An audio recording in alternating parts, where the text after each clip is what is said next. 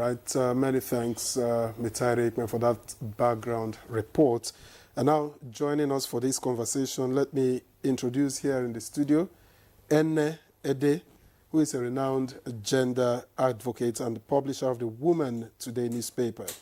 She is the founding executive director of Equity Advocates, a non-governmental organization committed to promoting gender equity and social justice. Now, with over 30 years of experience, she has been a steadfast supporter and mentor to women in politics, championing increased female representation in governance. A pleasure to welcome you to Good Morning Nigeria. Thank you for giving us this golden opportunity. As always, it's a pleasure to have you on any of our programs. And also joining us via Zoom is Jake Ekpele, CEO, founder of TAF Africa. Welcome to Good Morning Nigeria, sir. Good morning, Nigerians, and thank you for having me. All right, let's begin from here in the studio. Let me ask, women remain less than 6% of the National Assembly, for instance, and year after year, we hear talk of inclusion, but not a lot moves. Now, what's your assessment of where we are and who should take responsibility for where we are with regards to women inclusion? Thank you so much. Let me first of all join numerous other stakeholders, both within and outside Nigeria, including development partners, that are commending this 10th Assembly, particularly the House of Representatives. I say particularly, you can understand with the trend, with the activities that have been lined and the actions that have been taken. It's a major shift from what we have been doing, and the kind of conversation we are having is a positive narrative we are beginning to have. And if you look at the caption of this year's meeting, the Assembly, the House of Representatives, they say, the People's Assembly. And it resonates with we who have been excluded and marginalized over the years, women, persons with disabilities, and some other interest groups. Given that, you've asked that who is responsible. All of us are partly responsible. It's systemic and it's also attitudinal. Because when I say attitudinal, I come with the fact that over time, we've not been able to create space for other groups to be part of it. If you go to the Facebook page of Baba for Women's Human Rights, part of the report you captured here, they had said, they wrote elaborately that imagine a House of Representatives or a parliament, that is both the red chambers and the green chambers, with this number of women, because we were allowed into the chambers on Monday for the opening ceremony, and you could see the representation, persons with disabilities, older women, younger women. So that gives you a vision for the future to say, look, if we have this parliament, it's truly the people's parliament, where the voices of everybody is heard. So it is all of us. People blame it on culture, people blame it on religion, but I prefer to look at a situation that it is all of us that somehow are responsible, either through actions or inaction. So we are not blaming anybody. We have come to a level now that we have seen the need to have women. We are not blaming anybody, especially if you want to look at the Maputo Protocol. There's a laboratory. People have come to agree. It's our own homegrown empowerment instrument. There's no tool of empowerment that is as elaborate, as progressive as the Maputo Protocol. And we ratified 21 years ago. So with the implementation coming now, we are still grateful because we have learned lessons and other countries will learn from us. We'll talk about the provisions when we progress. Okay, let's bring in Mr. Jake Ekpele into this conversation now. The National Assembly is opening its doors to civil societies, you know, women, UN women and all that. Now, tell us, in your own opinion, how significant is this kind of public access for democratic development in Nigeria? Very brilliant question. It is very significant. And I want to say that this is one of the best practice that other arms of government, including institutions, should adopt. Is significant because you create access to people who hitherto wouldn't have had access. It's significant because you give voice to the voiceless. It is significant because discussion, often treated as elephant in the room, are discussed in the open. It's significant for the legislators in particular to assess what the people think about them and to also communicate to the people who elected them, how inclusive the Halo Chamber has become. And so the significance of what is happening is an understatement. It is very impacting. It is very good practice. It shows and creates the pathway for truly inclusive legislation or legislative assembly. So that therefore, it is something that a practice that must be encouraged. Not only the legislative arm of government, but the executive arm, the judiciary, and of course the international development partners, and of course the local NGOs. It's part of the transparency initiative and open governance initiative. So it should be encouraged. And then, of course, it's an opportunity to further enhance true democratic values. There's no better way to put it than to say it is a very significant development and indeed something, a practice that will encourage democratic development as well. All right. Many thanks to Jake Pele for that initial contribution. And let me introduce here in the studio Representative Paul Nnamchi, who is the member representing Enugu East and Issues of Federal Constituency in Enugu State. We thank you very much for joining us. Thank you so much for having me. Now, the theme for this year's Open Week is food security and inclusion. And but many Nigerians see a wide gap between, what the National Assembly preaches and the impact it makes on the ground. So how would you, for instance, respond to, the claims that the National Assembly is still very much far from the people it represents? Yeah, good morning again. I just want to point out something. It's not just about food security. It's the Open Week is about showcasing a lot of things. Food security is just a segment of it. Remember, this is a three-day event, maybe culminating today as the last day. It started with food security, highlighting a new direction or a new tweak in food security, where the youths are made to see agriculture as a business. Mm-hmm. Driving the initiative of agropreneurship, where people will make business, and the youth will know that agriculture is not just for subsistence, but it's also for gain making, and also making the youth rethinking agriculture. Actually, that's what it is. Rethinking agriculture in a way that the youth will find it attractive, will find it sustainable, at the same time sustaining the environment. Then there's also other highlights, which includes youth empowerment, women inclusion. We also have other things like other transparency, the measurement.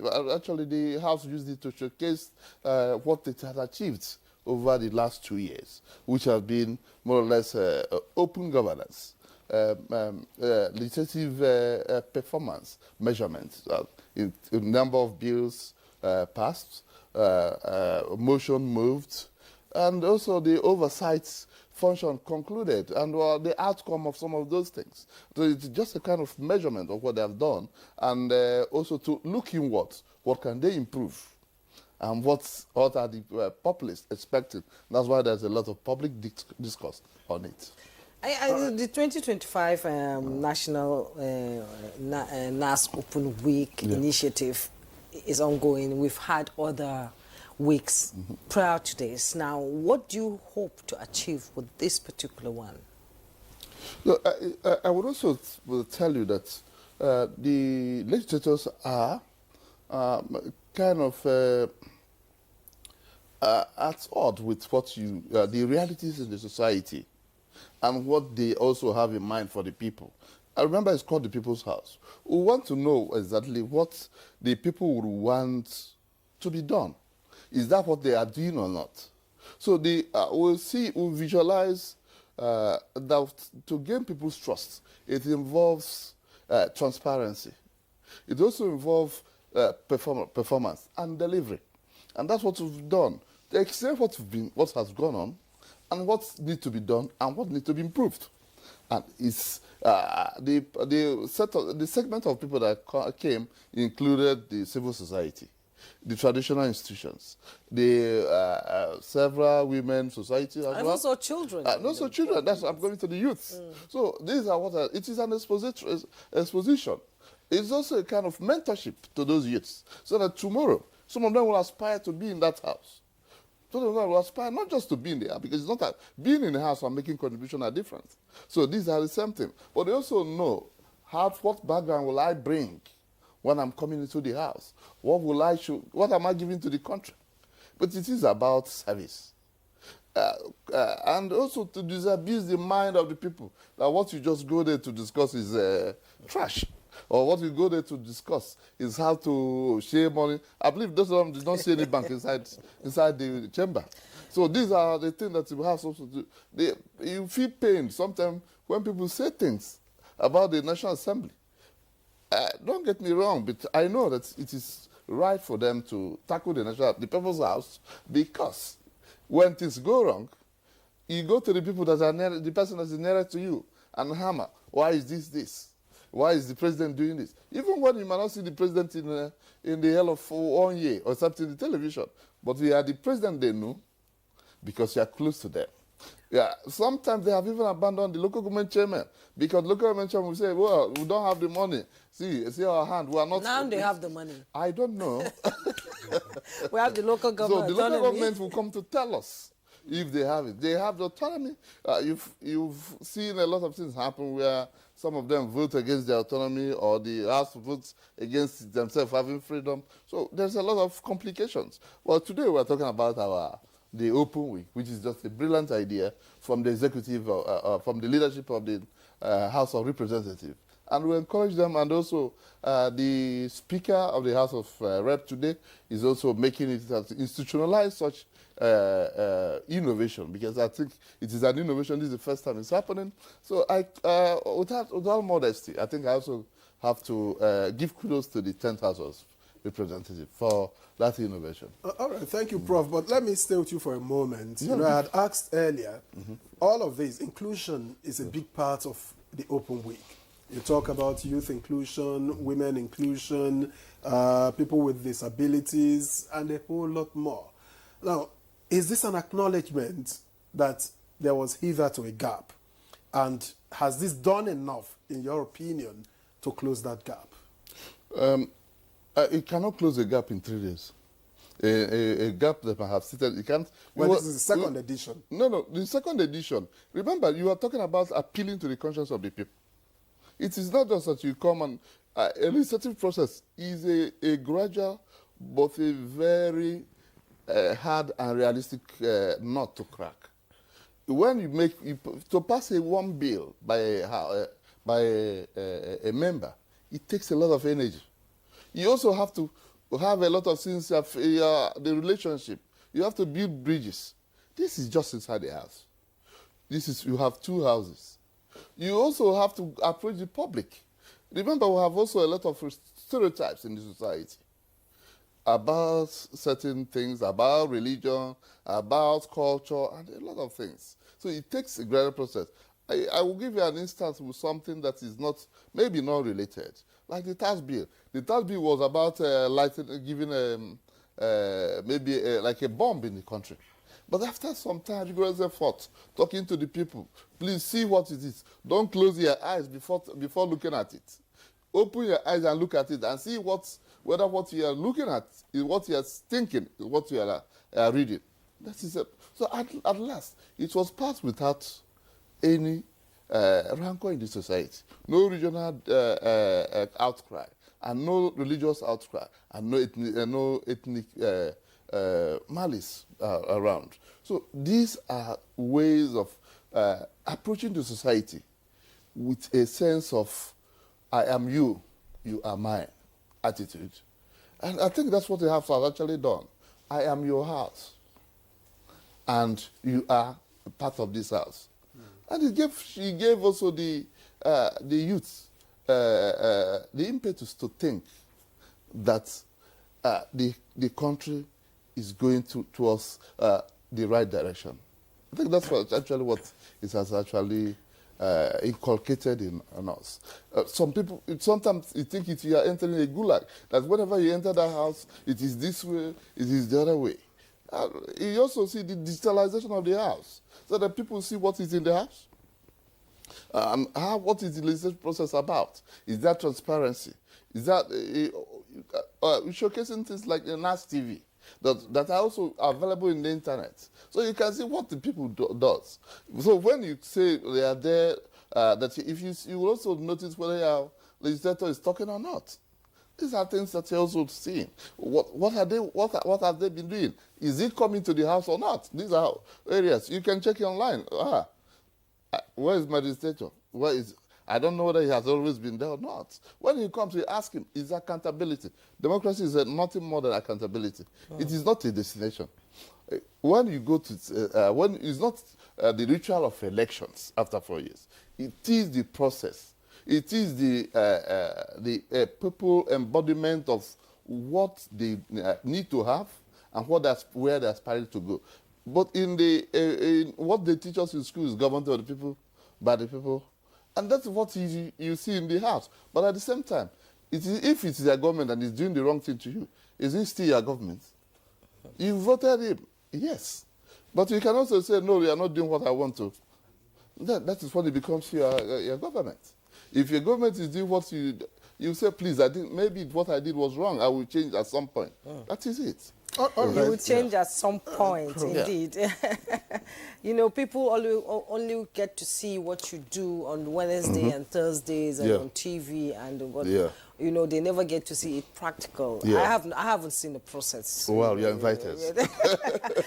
I'll take you on that invitation to see how they do it and how it's done, and how your representative will be able to table your issues on the table. And I'm appreciative of the 10th Assembly with this week. I'm appreciative of the 10th Assembly that they're doing this, and I believe Nigerians are learning more about how the system works in both houses. Now let's bring in Madam Ene into this conversation. The Maputo Protocol was signed in 2023 and ratified in 2024, but however, domestic implementation has been slow and inconsistent, especially on issues like gender-based violence, reproductive health services, and of course political representation, which is now on the table. And women are saying we need to represent our people, we need to represent women, because the fact is 70% of voters in Nigeria are mostly women. And why is the agitation growing, and what do you expect to gain from this week? Thank you so much. Let me join other Democrats, true Democrats, to thank the House, the Speaker, the leadership, and the members, because it's one thing for the leadership to want to go to one direction. It's another thing for the followership to say, okay, no, we are not going, and they are dragging. But for what I'm saying, this is the first time that there is that agreement, that there is ownership to say, look, we can go. Like you said, it's the right thing to do right now. I'll come to your question, but I'd like to say a little about the nutrition, security, nutrition, and productivity, because I was part of that session. We were invited to be part of that session. And part of the testimony I gave at that session was that, look, it's a wonderful thing to look at, because we are so endowed. Everywhere in this country is so endowed. We may not be equally endowed in terms of natural resources, but everywhere, everything can be produced. I recall I was very ill, 2023 to 2024. I just returned to the country in 2025.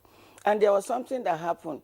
First diagnosis that came, surprisingly, a lot of people were astonished, was acute malnutrition, acute bronchitis, acute anemia, and all that. Then eventually they say it's multiple myeloma. But you know what happened?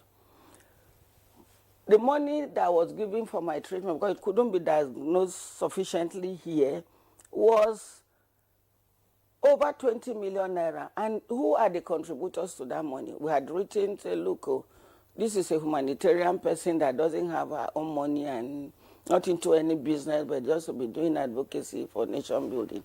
Women contributed 90% of that money. I told the organizers of the meeting. So linking security, nutrition, and national productivity is very important, that you bring in women. For the fact that women are not holding key positions, yet they are not in government in that number, the volume we need, but took this action to save the life of a fellow woman. It speaks volumes.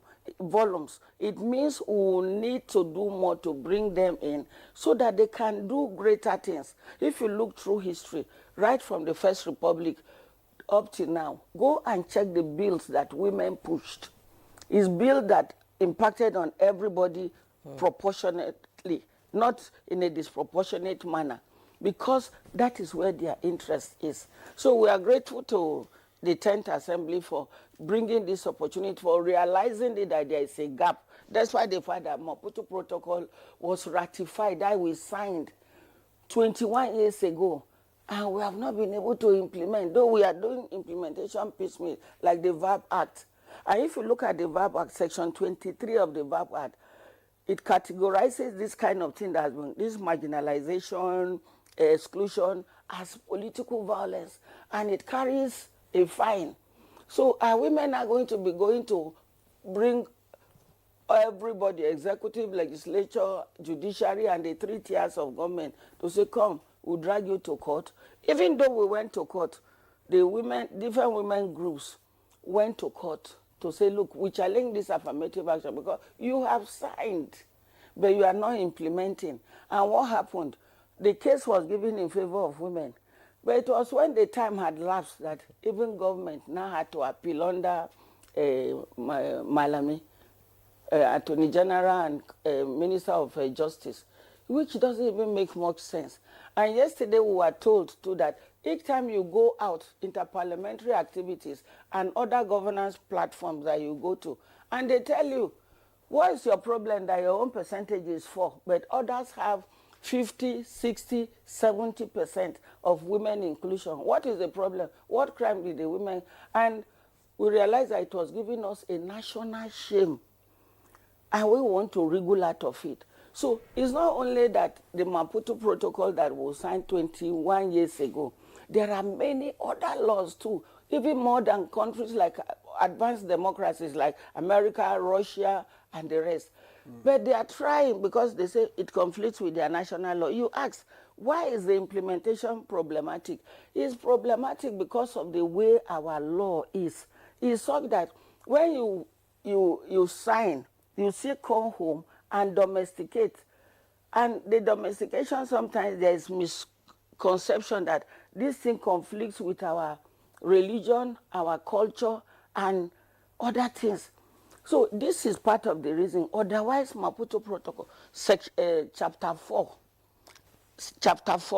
chapter 9, chapter 23, chapter 14, chapter 26, what the National Assembly is doing now is so elaborate on it in terms of inclusion of women.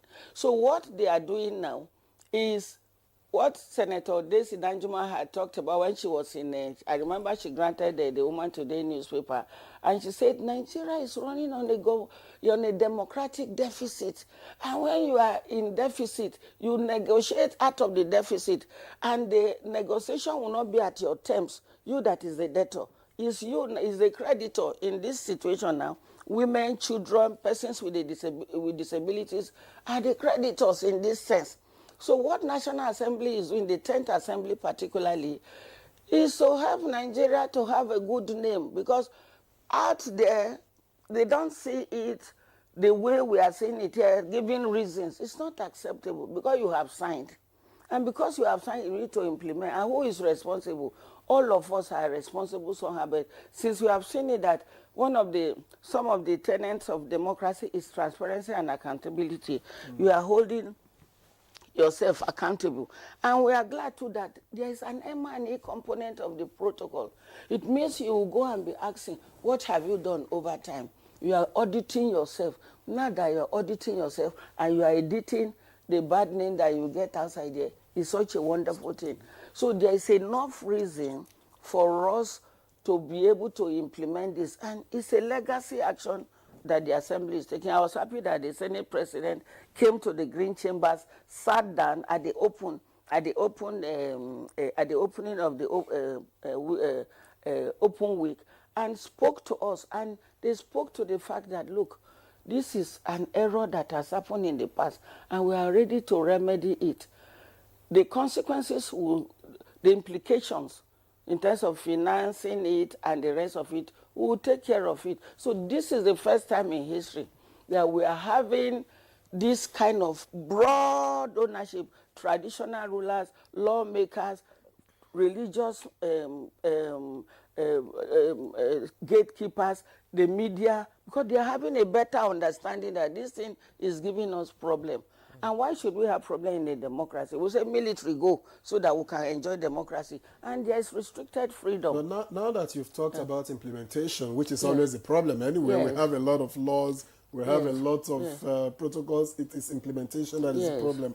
Are there laws that you would like to see introduced immediately, or amendments to existing ones? I know that the gender bills failed last time, and this is in spite of the efforts of the last leadership. I know that the leadership of the 9th Assembly pushed a great deal, but members simply rejected it. So what tweaks do you think should be introduced? You know, we were so sure that it was going to be an easy passage for us.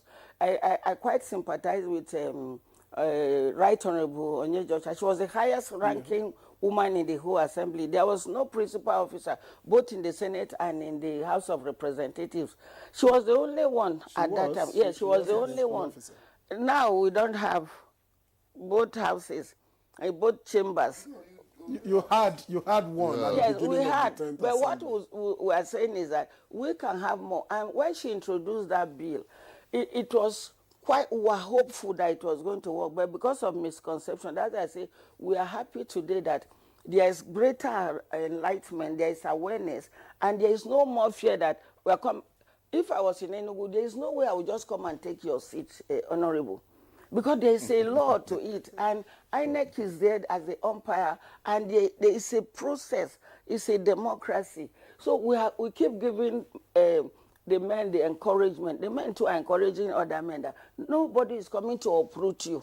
So should the law go? Should that bill go back as it was in the 9th Assembly? No. The bill has been the law. If you look at this fact sheet, you know this fact sheet has distilled many information. Some of the things that made people to be afraid, that they were not able to understand what was coming, as if, like Hausa people call dunkule, it's just coming like that, dark. If you see this now, it's few pages. In 2021, preparing for this, look at what plaque did. We need to be continuously great. You can see this. It's more voluminous. So many people were not even ready to read it. But if you read it now, you realize that everything is simplified here. It's so simple. So why do you need to support the seats? They have listed every reason here. It's even in infographics. Okay, here we have been told that, look, what is the current situation? Number of women in the Senate? Up 10. So that the viewers can okay, see it, yes. It's 10. 10 women. How many women in the House of Representatives? 16. Out of 360. How many women in the State House of Assembly? We have it now. We say 54. And we have said that State House of Assembly that have no female at all, we have listed them here. And I don't need to mention them because the essence is not to name and shame. The essence is to lobby for you to see reason. And here, many will even say, this thing will be very expensive. They say, no.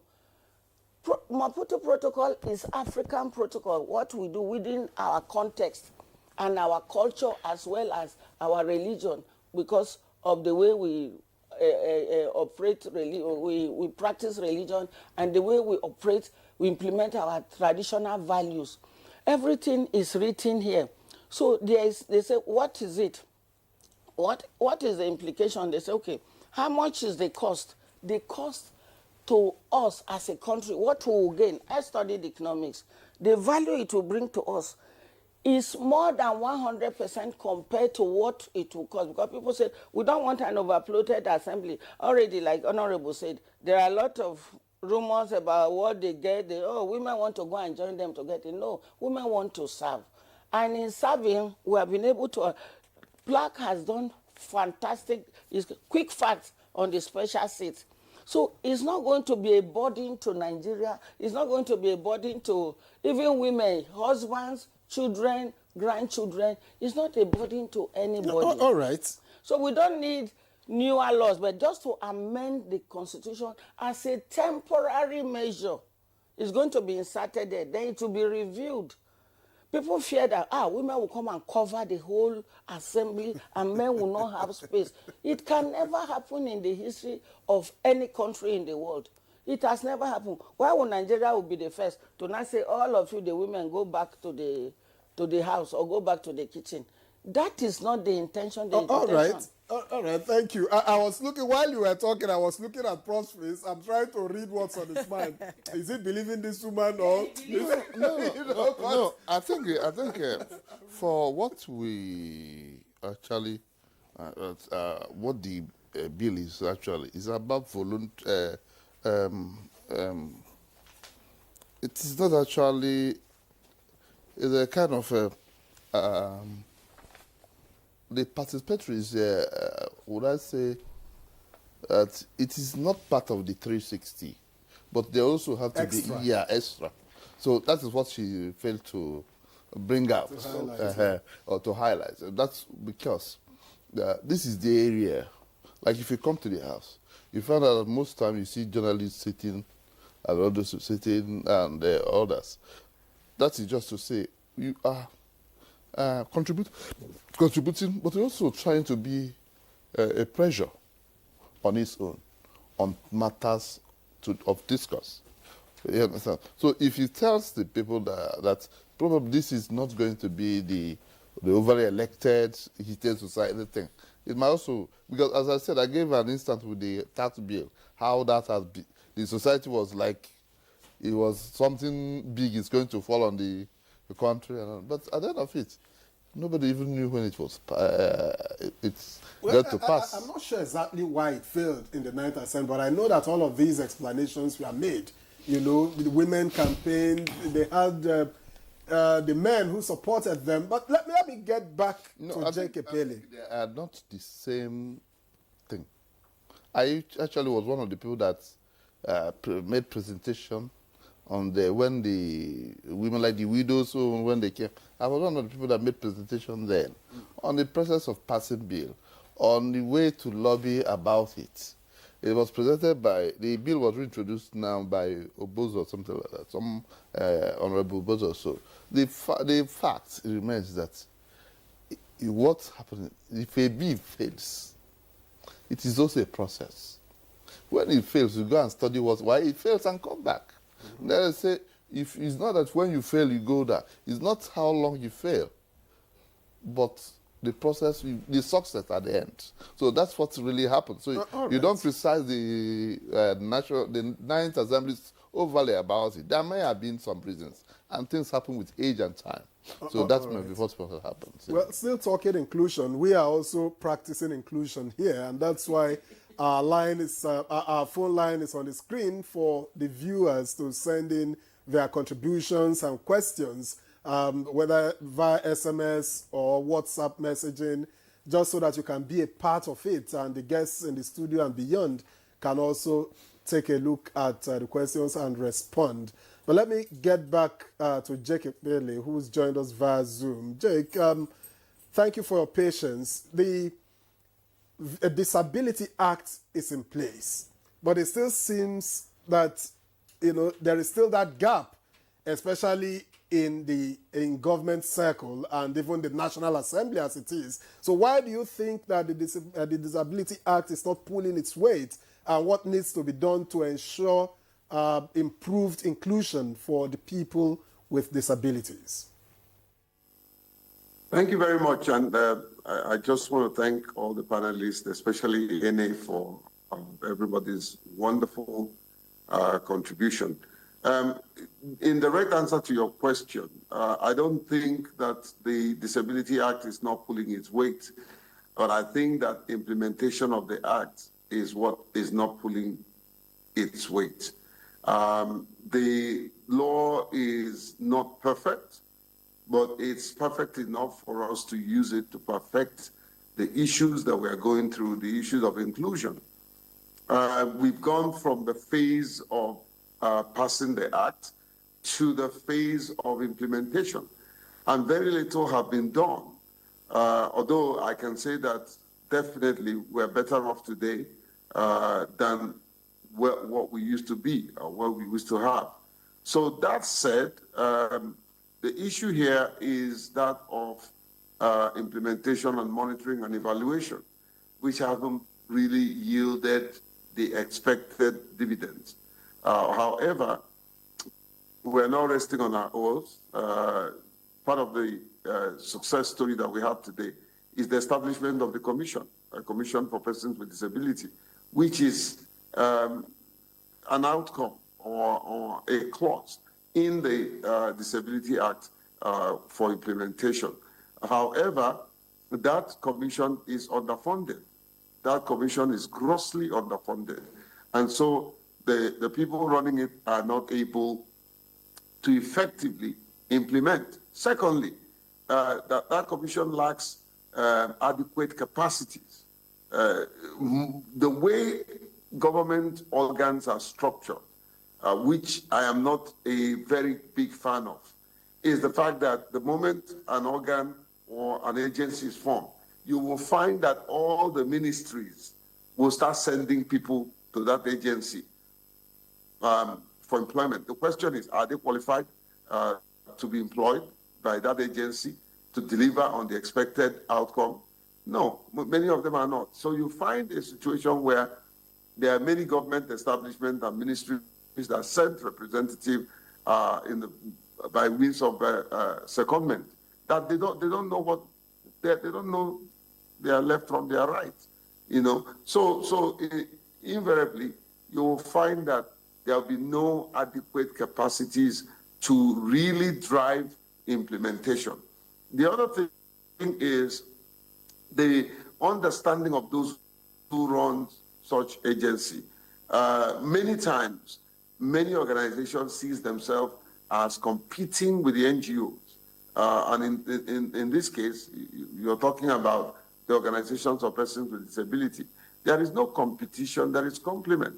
We need to complement each other, so that we can deliver on the expected mandate of the people, and of course, make sure that the community is properly served.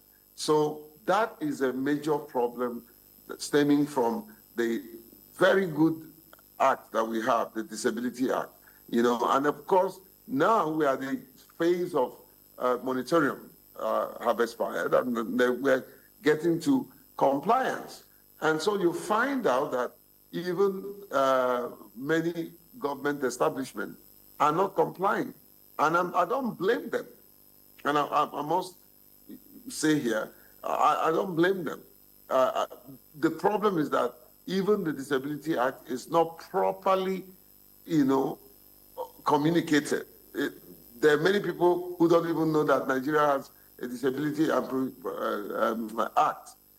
So they need to communicate the laws. And I have seen a lot of people that are in violation, and you can't blame them because they just don't know. I remember how many times we have come to NTA, and we say, look, we need to have this, we need to have this, and you listened and you implemented, that's the way to go. Let's take the baby step. It's often said that one step you take is one step less you need to arrive at your destination. You know, 1,000 miles begins with just one step. So if we can do the little things that doesn't require sometimes funding, you know, creating access. Any organization can have a ramp that is under 10,000 naira, under 20,000 naira. Electoral political participation, which is part of the act. You know, how well are the politicians ready to accommodate us? How well are the political parties, in particular, ready to create the framework for persons with disability? Because the only way you can be elected in this country is that you have to go through a political party. So how well is that the political party structured to accommodate a fair competition for persons with disability to emerge as candidates? Very poorly done. The electoral body, the likes of INEC, CIEC, you know, we're consistently updating them, consistently working with them. INEC is one of the most inclusive electoral institutions in this country. As much as we know that there are places that they are struggling, there are also places that they have done very well. Today we have a whole division that is focused on inclusion. You know, kudos to them. And then, of course, every time we talk about inclusion, the state seems to take a back seat. They think that is the job of the federal government. No, it's not. Inclusion should trickle down to the council in local government. So it's everybody's business.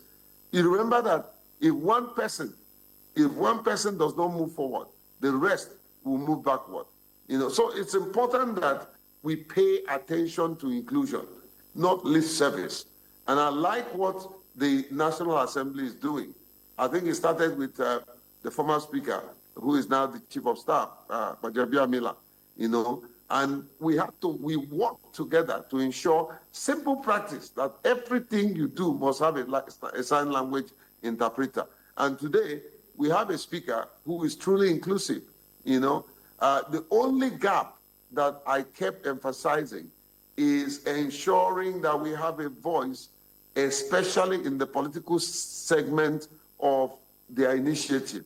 I had expected that just like you have everybody, and including women, deliver that goodwill message, that a person with disability should have been there to deliver a goodwill message. Now, what would that do to us and to everybody?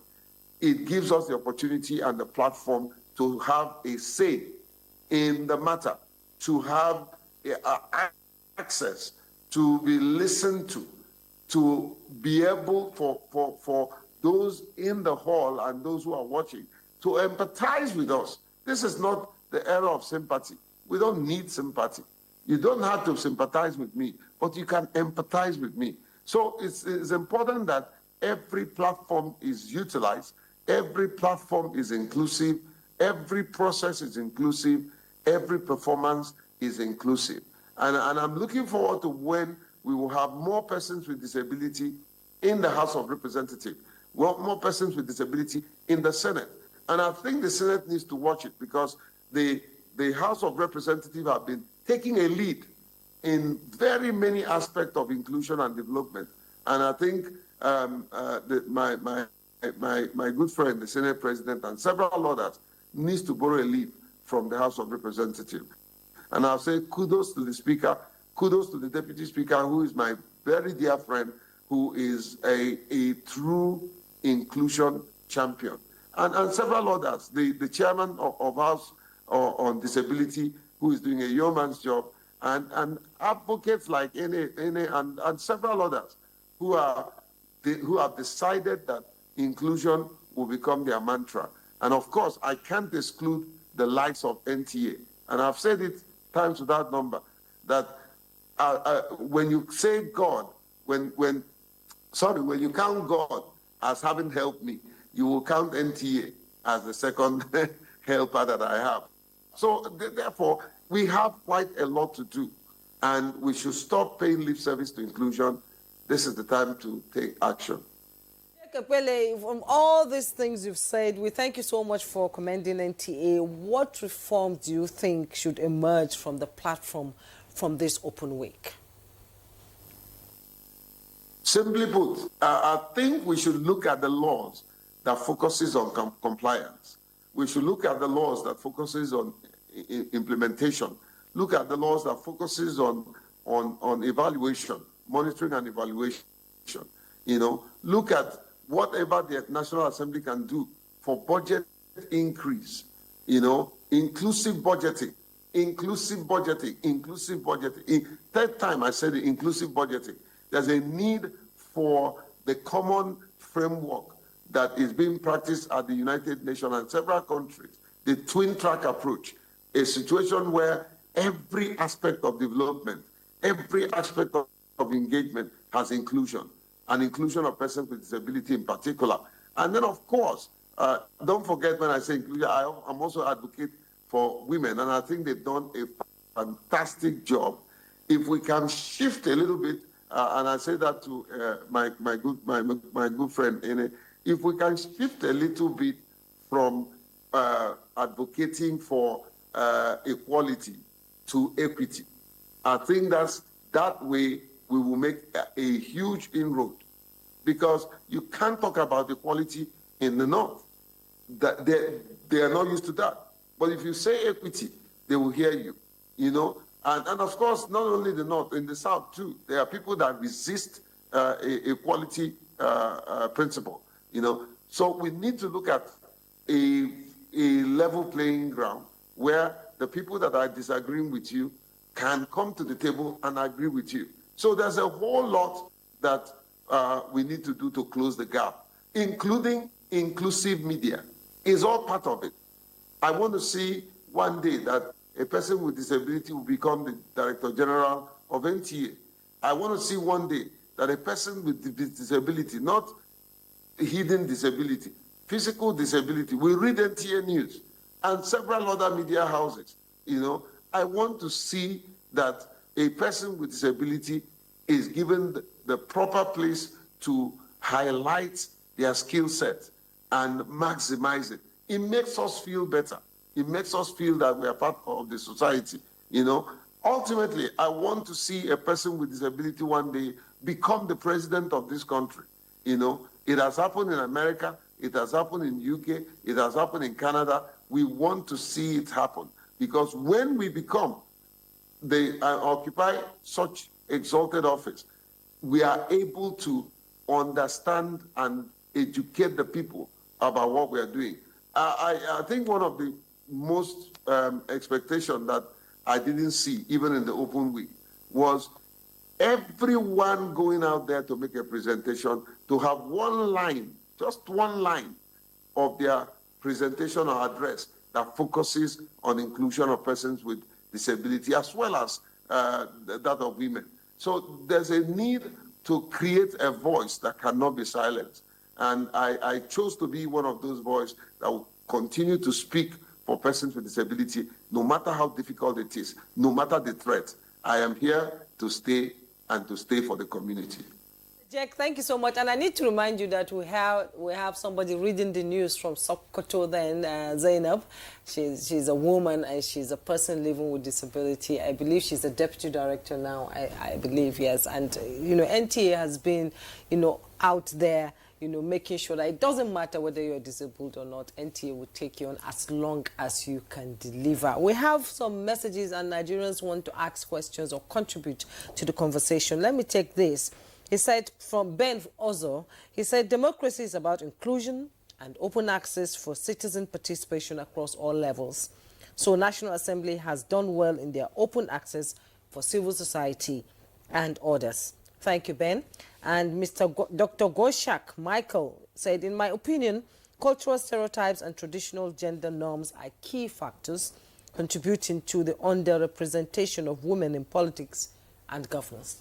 Victor, you have something? All right, and from Chike in Warri, Delta State, the leadership of Senate President Godswill Akpabio and House Speaker Tajuddin Abbas has been commendable, marked by effective legislative handling and increased transparency through public access to National Assembly activities. Notably, their tenure has seen a harmonious relationship between the executive and the legislative branches, facilitating smooth governance under President Bola Tinubu. Now, this cooperation is a positive development for the country's governance. That's from Chike in Warri. And I have from Haji Hudu Oswe from Kaduna. Good morning to you, distinguished discussants. The issue of affirmative action for women should be tackled by the women themselves. The demographic advantage of the women has not been fully explored. And it says, let the women get what they want through the ballot paper. Okay? Dubai? Prof, let's get your reaction. From what they have said, actually, I would say that from his or her perspective, I think also there's an element of truth in what he said. Well, let us be fair. When you say you have 70%, and you are not carrying Make the 70%. It count. Yeah, but you are not carrying the 70%. The few that are, the ones that are in civil society and the women advocates are not also, I think they are not doing much to educate the people in this community that this is your right.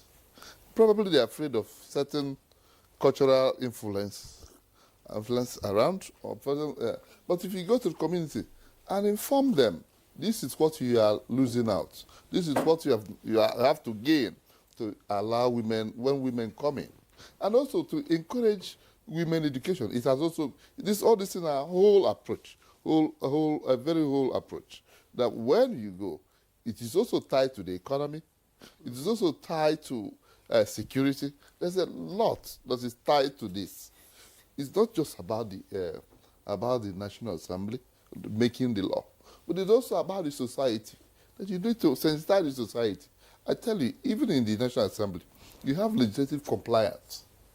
That maybe when you see this, after seeing the speaker, the law is going on, you also have a department where you go for legislative compliance. People who go to check if this is going on or not, if this law is being implemented the wrong way. Most time people don't realize There's that. no bottlenecks. Yes, yeah. Automatic access if you want information. Yes, it is. Okay. In fact, just on a lighter mood, there was one day the chairman made a comment that they're inviting the president because and it was on air because of something that was not being done right. But the point is this, that you leave off that aspect and just go to leadership and hand. The leadership will not do everything. You go to those, there are also the implementation, that people are in charge of legislative implementation and that compliance. Those people need also to be followed. They are the ones that will follow you to ministries and will be listened to. All right. The speaker will not follow you around because he has a lot of duties. Yeah. So these are certain things you look for. All right. I think we'll come back and take your we'll take your response on whether women are doing enough or not, but that will be after this break. Please don't go away. We'll be right back.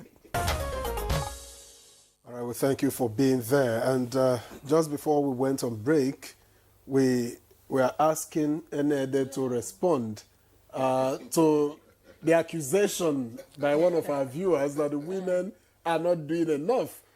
For perspective, I think if the women have more numbers, why can't they make it count when it comes to elections? Thank you very much. This has been an old accusation that we thought the time has elapsed and we should make progress. Yes, we have the number, but the issues pursuing us, the strings drawing us backward, sideways, forward, and tumbling our own energy, there are so many. Let me give you an example. Only a few of us within the sector have the liberty to be able to think independently and act independently, and even accept certain threats and face the threat in a very progressive way. It's not easy.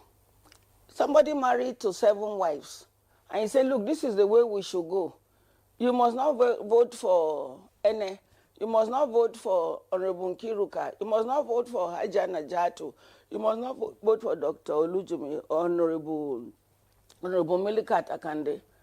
If that instruction is passed, because most times many women of certain categories are so submissive. They say you have to be submissive to every man. Whatever he says, whether it is right or not, whether it infringes on your basic human right, you should still accept it. So they go by that and they are not able to resist. Okay, they have said this and we agree. The religious leaders sometimes don't make things better. They say this is what you should go. It's the misuse of culture and religion to hold women back. The number will not be able to translate to much until we are able to give women the liberty, both visibly, in secret, and we make it public. Let me give you an example. Yesterday we were having conversation. Why is it, what has happened to mass education, second chance education for women? So I think this government too should look at what is happening now. That if you give women second chance education, the likelihood is that they'll be more enlightened. They'll be able to argue some cases respectfully, not that they will be rebellious. So what he said we should use our number, it will not make sense because of the way our electoral system is, because of the insecurity, because we are not also economically empowered. So if they say go to your father say I don't have budget to give you food, where will you be? Will you be hanging? Stigma is there. Oh, this one is a diva because she's rebellious just because of vote. She's a feminist. Yes, she's a feminist. She's a lesbian. They say all sorts of things. You see when Senator Binani contested, hell was let loose. What is that? They are asking questions. So it's not very easy. Then back to my brother Jake. We talk about equity. When we talk about equality, is when we talk about equality of opportunities, like we are talking now. Thank you so much, Honorable. When you talk about we've not been able to, I didn't talk about the bill. What we have asked here, what we are asking here, we say, the status of women, since we don't have this opportunity, we say, okay, in the Senate, we want creation of additional seats. And how many seats are we asking for? 37 seats plus FCT. That is the 36 states and FCT, 37 seats. FCT has 1 seat. We want 2 additional seats, making 2. And it's reserved for women. But the original seat that is there, that one will be contested by anybody. It's not reserved for women. That is the fear people have. We also say in the House of Representatives, we will be able, we will also be able to have, in the State Assembly, we will create 3 states of assembly seats for women. That's women from the 3 geopolitical zone, a senatorial seat. They will contest for those positions. So what are the things that we've been asked to know? To say, look, additional seat does not stop women from contesting the 109 in the Senate and the 360 in the House of Representatives and the other ones in the state assemblies. We also say that every political party will be made to nominate a female candidate to contest for the seats. It's not that somebody will come and outreach them or they will now use executive share to say, bring this woman. You have the liberty. It's still democratic. Then we'll say, the women will campaign and be voted for. And it will have said that it's not tampering with the seats that are already existing. It's just creation of additional seats. And it's a temporary measure that will be reviewed with time. Honorable, you have said that the civil society, they are not doing. Look at my age now. I'm still doing advocacy. Both one-on-one, lobbying lawmakers, lobbying the traditional rulers, lobbying people like our office, Equity Advocates. Our office is in the community in Ubokolo. We have to move it so that it will be closer to the people. Women are involved with transformatory advocacy. Women have also been involved with, sometimes I remember one young woman with disability, a lawyer, Catherine Ede. She went to Ebonyi. She had to kneel down to say, please give us this. Some people say, why do you have to kneel down? Is it not your right? She's looking at the cultural context as well as the religious context. But the governor was able to agree to sign the disability law. So if you stoop low to conquer, you have to beg, you have to shed tears. Women have all the tools of engagement, and we've been deploying those tools very well. Just that they are Especially not the tears. No, it cannot work because of the way the barricade is cast on steel. That's why we say, please, do this thing in such a way that it will help you. It's not about fight. It's not about saying women are like men. This thing I'm wearing, it may look like agbada. We may look like what the men call it in the south, buba, but it is women on see. Men don't put pockets like this. This is a boo-boo. So yes, it's a boo-boo. Am I contesting with any man? No. This shoe I'm wearing, does it look like men's shoe? No, that will come and take your place. You have a God-given position. We cannot just come and take. We are saying place in governance so that there will be peace, there will be joy. You see, it's listed here. What are the opportunities? What is so simple? What are the things we are going to benefit?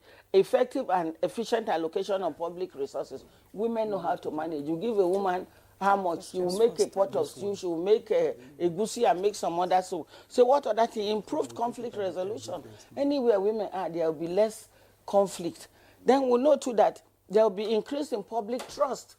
Oh, women are here. You go to anywhere and only men gather there. People will be so scared. I will say, but with women, they will say, okay, women are here. It's a natural thing. Then we'll say we'll record higher GDP per capita. We also said investment in education and healthcare. You have attested to that earlier. Then inclusive policies for women, boys, girls, and persons with disability. all right. By the way, these positions we have listed here, this number of seats being asked for, women with disabilities will take 15%, which is unprecedented. It's not that women, different categories, it will be allocated appropriately. No women are good with details. Give a woman one piece of meat, she can share it among 10 people. But sometimes when you give some other people, one person will carry it and run. It's not, I'm not accusing anybody. All I'm just saying that equity is good, but equality of opportunity is good. Just what we are saying, let's be fair. Pre-colonial Africa was very fair. Women have their place, children have their... Nobody struggled. Now, energy is so much involved in advocacy. You run here, you run there. Husband say, why did you go to this? So please, let us reduce the energy that is being spent on this advocacy. Let me show you a document here. What did we do before we got this? Look at this. How much advocacy did we make? Do you see this? Of the 49 ministers, we had 13 women ministers during this regime, during the President Jonathan's regime. We want to see an assembly that has women, all the 36 assemblies. You know why this thing is not cast on stone? Do you see what Minister Wike is doing? It's unprecedented. Did you hear shout? Did anybody, though he say he has a lot of enemies, causing him trauma? Do you know that for the first time we have a woman who is an indigene of FCT that is the head of service? We have mandate secretaries as women, especially the Women Affairs, Health. They are doing extremely well. Then we have women who are permanent secretaries. These structures Minister Wike has created, he's helping women. It's not only infrastructure. Somebody was saying, why are you supporting Minister Wike? He's doing this. I said, the infrastructure is helping me. I just left my house. How many minutes did it take me to get there? It will help us to be able to use our time better as women.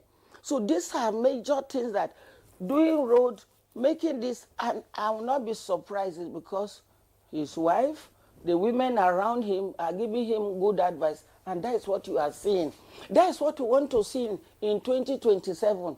More women in a different strata of leadership. Madam Ene, we're beginning to round up this program. We have to bring in Mr. Jake Epele into this conversation. Mr. Jake, you know, a lot of people say when they vote people into office, usually they don't see them until the next electionary year. So what do you believe the National Assembly is doing enough to build public trust? I think so, to a great extent, although there are still gaps when it comes to public trust. I think one of the greatest things that the National Assembly, particularly the House of Representatives, have done is to put themselves out there in the public domain for people to, one, see what they are, see who they are, see what they are doing, see where they are going.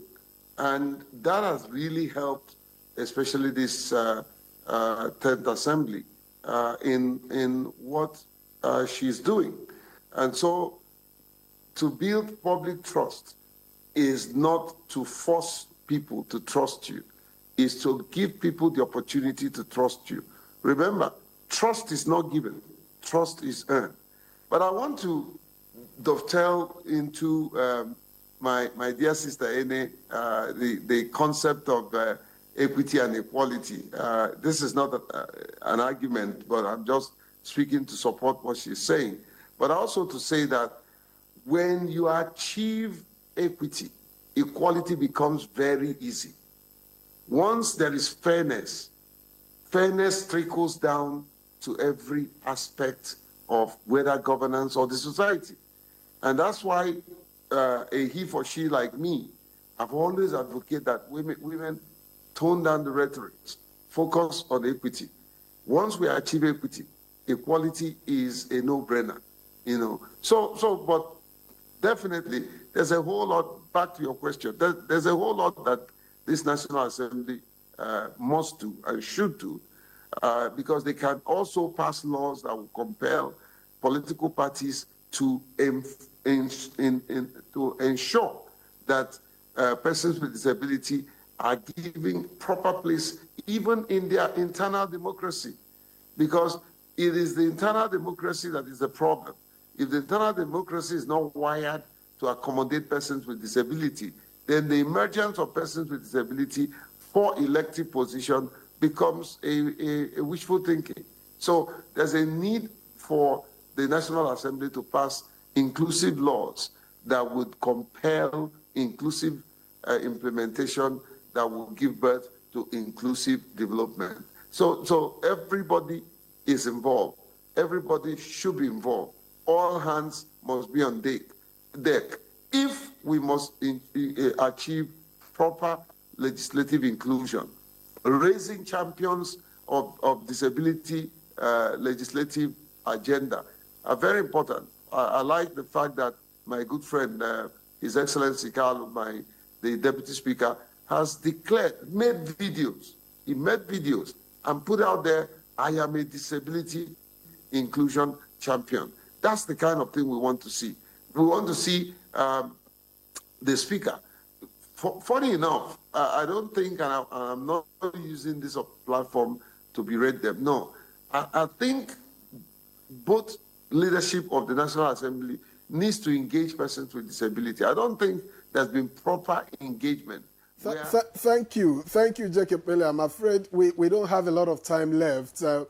Thank you very much for your contribution so far, but let's get back here in the studio. Professor Paul Nnamchi, I'm wondering if there are specific mechanisms in place in order to track, monitor, and feedback your constituents on the issues that have been raised during this open week, so that it's not just a talk shop. Well, every House Assembly member has a constituency office. And in this, you have aides that you use to do designation of your duties. The social media is also very much agog and engaged this time around. There's a lot of ways from which you transmit what you do today than yesterday. And so the NAS TV is also part of what I said earlier is that it is a way to showcase what the National Assembly is doing in terms of digitalization of their duties. The NAS TV is there. The tracking of bills is there. These are what we do. And this will be sent on the public domain. Then your own self, when you go home, as you said, the population of women are just much. I visited on last Saturday. I visited the people I gave scholarship in a university. One of the universities I gave scholarship, there were 100 people or persons. There were more women there. This is my first time seeing them because I didn't take part in the selection. So I came to see.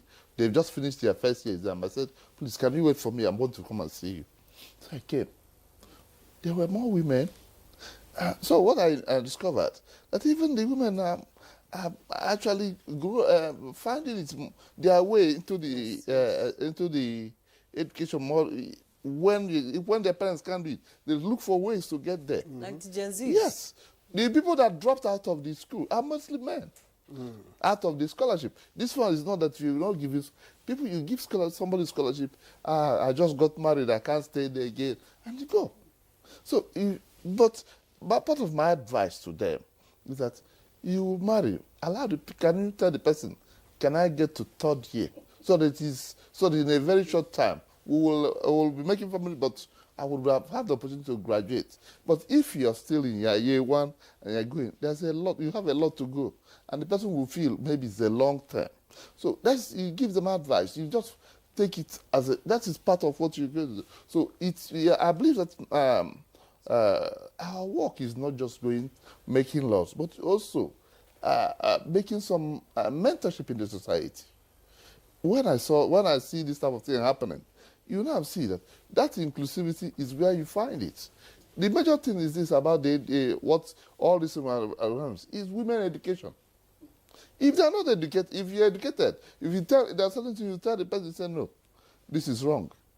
You can't own your voice if you're not educated. That is, even the equity and all this will come into place. If you say, come and marry this time, I say, Mom, I am not. I want to be better than you are. I want to be able to read and write.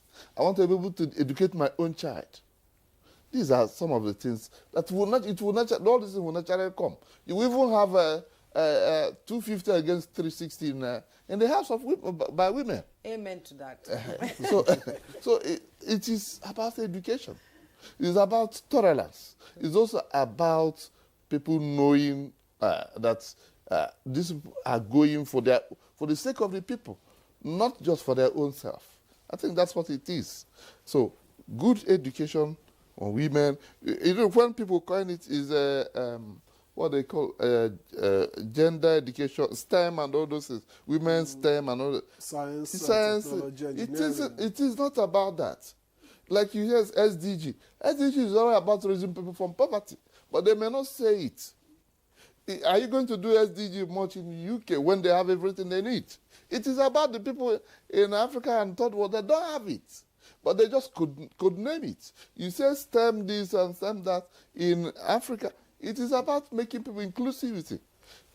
You now start having STEM women in STEM, women in engineering, all this. These are just to make sure that there's a breed of inclusivity at the end of the game.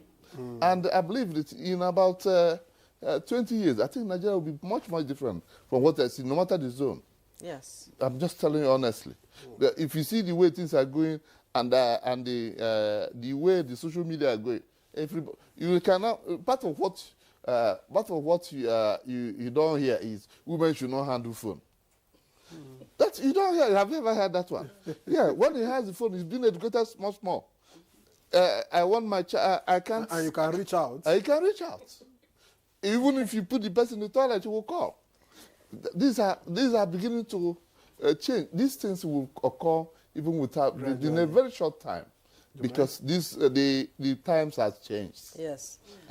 Times are changed and times are improving. Yeah. So our time is up actually. Yeah, thank you. So Professor Paul Enamchi, member representing Enugu East and Isuzu Federal Constituency in House of Representatives, Deputy Chairman Southeast Development Commission, and Chairman Nigeria-Irish Friendship Committee of the House. Thank you. Thank you for having me. And shedding so much light on the 2025. We appreciate you. Yeah, thank you so much. Mr. Jake Epele. Okay, let me take Mrs. Ene Ede, renowned gender advocate and the publisher of the Woman Today newspaper. She's the founding executive director for Equity Advocates and a non-governmental organization committed to promoting gender equity and social justice. With over 30 years of experience, she has been a steadfast supporter and mentor to women in politics, championing increased female representation. Thank you so much. And Mr. Jake Epele, CEO, founder, TAF Africa. Thank you so much for your contribution on this conversation. We appreciate you as always. Thank you for having me. Thank you. And that's Good Morning Nigeria for today. I hope you found it interesting. Tomorrow, The topic is up for discussion. I am Juma Yusuf.